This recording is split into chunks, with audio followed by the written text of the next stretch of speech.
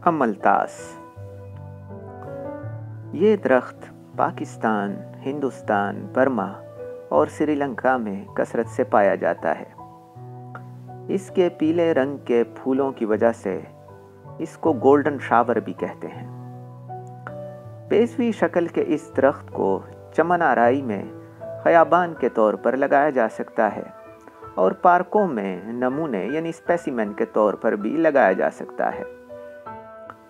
इसकी अफजाइश बजरिया बीज बड़ी आसानी से की जा सकती है।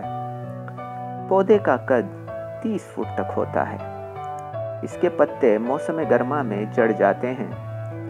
इस पर फूल भी मौसम गर्मा ही में आते हैं। इसलिए ये दरख्त बड़ी अहमियत का हामिल है, क्योंकि बहुत कम ऐसे पौधे हैं जिन पर मौसम गर्मा में फूल लगते हैं।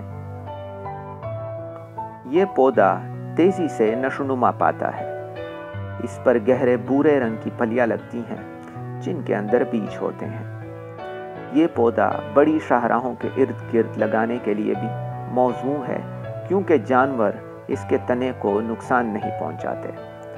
तिब्बी नुक्ते नज़र से इस दरख्त के बीज भी बहुत ज़्यादा पसंद किए जाते हैं।